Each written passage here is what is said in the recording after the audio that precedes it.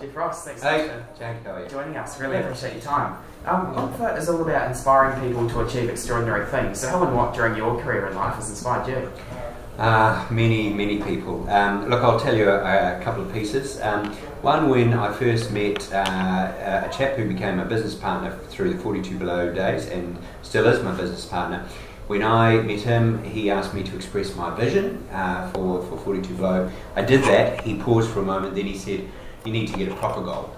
And that really made me kind of question what my vision was and the scale of my vision, and made me think a lot bigger. So that has been a constant reminder, and I think is a good one for many New Zealanders. We do need to think big. Think big. Yeah. Okay. And you've done quite a lot of work with this sort of Pure Advantage brand around clean and green New Zealand. Did being in New Zealand inspire you as well? Yeah, for sure. Yeah, and look, what I through 42 Below, I travelled a lot and presented our brand in many markets all over the world, and for absolute sure, what benefited that brand and benefits so many New Zealand brands is the perception of our environment, of where we live, the provenance of the brand. Yeah. And when 95% of our GDP is directly linked to the environment, whether it be tourism, any of the agricultures, dairy, beef, sheep, wool, forestry, fish, horticulture, wine, tourism, all linked to the environment. It's bloody important that people perceive our environment in the right way. Okay, and that was part of where the idea for 42 Below came from, is you looking at New Zealand and saying, look, it's pretty cold here, it's a clean, it's a green place, it'd be a good place to produce vodka in. So can you tell us a bit more about that? Yeah, well, that was kind of an accidental match-up, really. I was looking for a business at the time. I could see the renaissance of cocktails. My wife and I were drinking a few cocktails. Most of them had vodka as the base. I then heard a comment by an American where someone said, "Yeah, I perceive New Zealand as the Sweden of the South Pacific." And then I thought, hang on, Sweden, yeah, they make vodka in Sweden. People perceive New Zealand like that, or our environment like that. Vodka's growing. Crikey, maybe we could make vodka, and that's where it came from. Okay, that was about 15 years ago, and you started out of your garage. So was starting it for you all about wanting to have sort of personal ownership over a business and your work, say, as opposed to working for someone else? Was that a big part of it? Yeah, for sure. Look, I wanted to, there's a little bit of frustration when I was working in the advertising industry, a little bit of frustration in having some of your ideas not make it, not see the light of day. So rather than me getting bitter and twisted by that, I thought I should kind of put my money where my mouth is and apply them to my own business. And I could see advertising being only a small part of actually creating business value, and I wanted a kind of a bigger role. So that's what prompted me to my own business. Okay, and after starting it, what were some of the challenges? What were some of the hardest parts for you? Oh, there were a zillion challenges, and I was incredibly naive, really. There's a whole bunch of stuff I didn't know. Look, big challenges were, I thought I kind of knew enough about the various disciplines of business, whether it be sales, finance, management. I learned a lot about those areas, and I learned that you need people who are bloody good at those areas in your business. So I learned you need other people who are good, you need capital for growth, those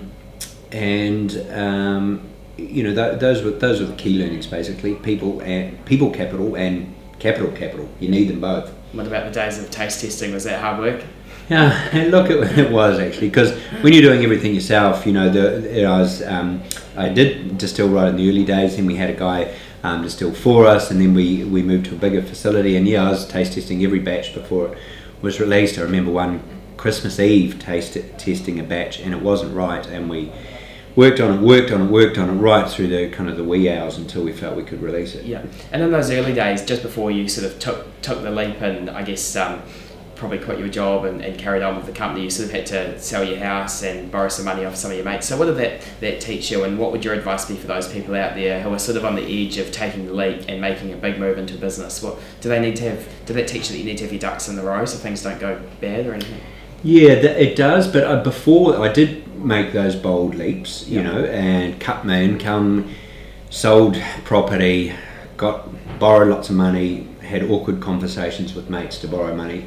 I did all those things, but prior to that I'd kind of dilly-dallied for a while, still kind of in my day job, still trying to start a business, And my advice is actually make a decision. Don't try and do both averagely. Yeah. My biggest regret is I wish I'd gone harder, faster, sooner. Yeah. Harder, faster, sooner. Okay. Yeah. And you had rapid growth of around sort of 2,000% in the years prior to selling to Bacardi for $139 million. So what made this growth so extreme? What do you think contributed to the growth of the company? Was it the product was great, or was it great marketing, or was it a combination of both? It was a combination. Look, we raised some capital so we could grow, so we hired some people and we invested in marketing and sales. That was a key factor. Yeah, it was a great product, and we had a tailwind. You know, people were going into cocktails and looking for new flavours, looking to kind of educate their palate. So we got the timing right. We're a bit lucky with that. And yeah, marketing helped with the awareness as well. Yeah, and as a branding guru, is there some key things about branding that you think more Kiwis could be doing in their businesses? What are some key things that you notice quite often? Yeah, look, there's a bunch of things. I think sometimes we can be a little shy with our marketing, a little cautious, a little conservative. Yeah. So we need to break through that. I think you do need genuine roots and credentials. Brands need to come from a place and need a real story, not a made-up story. Yeah.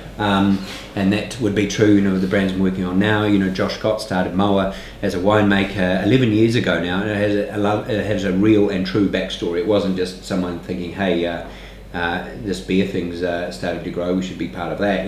Let's pump some through our big brewery down in South Auckland. Yeah. It came from a real place, still made in a real place with batch brewing and hands, and so I think real stories are important for brands. Okay, great. And for people out there who are wanting to sort of start their own business but maybe don't have too many ideas, you've said before that it's quite important to immerse yourself in all the ideas and all the stuff that's coming out. Do you believe that does help breed ideas? For sure. Yeah. Yeah. Just a really cool guy called Kim Thorpe and when I worked at advertising, said just fill your brain with ideas and content and information, and then eventually it kind of something pretty good will pop out. But it's like a big funnel really. The more you load in the top, the more chance of a bit of genius popping out the bottom will be. Fantastic. And what's happening with you today, Geoff? What are you spending most of your time on? Mostly Moa, which is a newbie for us. Been involved in that for a couple of years.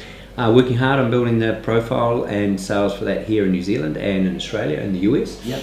Which is fantastic. It's great to see New Zealand brand growing on the world stage. It's a very gratifying, rewarding part of your role, getting to see that brand on some pretty cool shelves and pretty cool bars worldwide. And you're still really passionate about business today? Oh, for sure. Yeah, I love it. Absolutely. Yeah. More motivated than ever. Yeah. Cool. Fantastic. Yeah. So I've just got a couple of quick fire questions to finish.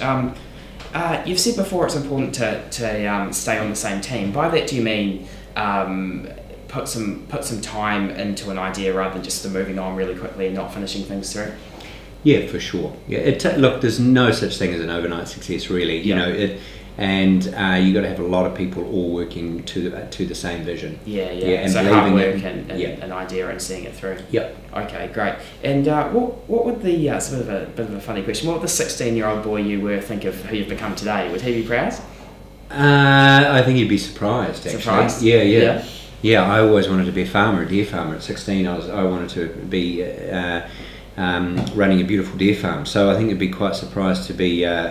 Fronting up with a beer brand in New York. That would be quite a leap, I suspect. Yeah, awesome. Yeah. So just before we finish off, one of the questions we always ask is, from all your experience in business over the years, what would you sort of sum up as your top sort of 2 or 3 bits of advice that you would pass on to people out there who are trying to make it today?